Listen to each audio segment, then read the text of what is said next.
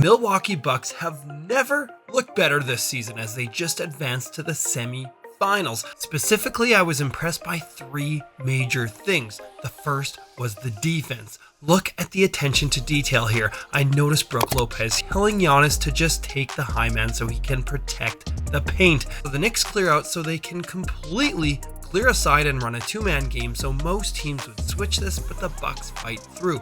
Giannis is too strong on this play for Randle, and the Bucks don't even need to help here. So forehead is the Knicks' call for a double ball screen. They were targeting Damian Lillard all game with these. They got him to switch onto Jalen Brunson. Dame does a great job pressuring Brunson into the key, right into Brook Lopez. Then we get a dribble handoff and Giannis gets caught on a big screen. Lopez rotates early, which is huge because this immediately pulls Middleton down to his man. Chris actually just stunts, and the recovery back outside makes Julius Randle panic on the pass. The Bucks collapse inside, rotate out to shooters, and force a big turnover. I like to call that kind of early movement rope rotation. Basically, when you anticipate early rather than react late, it will pull other defenders almost on a rope 2 rotations much quicker. See here how early Brook goes. It pulls Giannis immediately down. Giannis's collapse gives Lopez more time to recover and get that block. And you can see here what happens if you hesitate to help. Look how neither Giannis nor Lillard are aggressively rotating to tag that roller. As a result, nobody really knows who to rotate to, and the Knicks get a layup out of it. The Bucks have actually been improving their defensive game plan, and it's basically just by making things more simple, such as chasing shooters over the top of screens and putting their bigs in a deeper drop. At times, the Knicks countered this to perfection, running Spain pick and roll here, which confuses the Bucks, hitting the wide open second screener for the 3. New York also started to set their screens even higher, giving them more space to operate, but look at the hustle to fight over the top by Malik Beasley. Lopez is an absolute master at deciding when it's good or bad to help.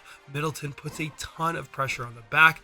Lopez makes sure to get a hand on the roller, and as soon as he sees Barrett look to attack, he attacks back for that block. The second thing is the pick and roll, which actually gave the Bucks a 144.6 offensive rating against the Knicks. On the screen, love this how Middleton weaves back to his left to get RJ Barrett to chase over the top, which forces Julius Randle to step up and make an impossible decision on defense. Love how high they were also running these actions. Look at how the big has to come up aggressively to guard Damian Lillard. This opens it up big time for Giannis, forces the entire team to help. It's really pick your poison against this Bucks squad. If you don't hedge the screen, you can clearly see what Dame will do to your team, and Coach Tibbs doesn't like it as he counts 4, 5, 6. Again, the Knicks have to play the screen aggressively on Dame.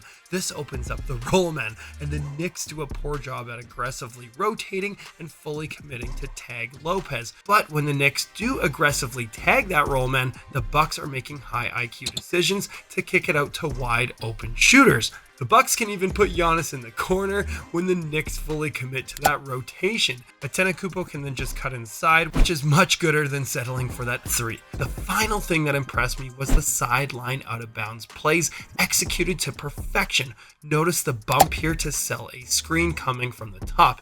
Giannis just has to spin and gets a wide open dunk. Oh, I love that spacing. Then the Bucks line up in a straight up row, post up the key, which will create a beautiful passing angle. Then they set 2 screens for the inbounder, who just happens to be Damian frickin' Lillard. Last second sideline out of bound plays are one of my favorite things to break down.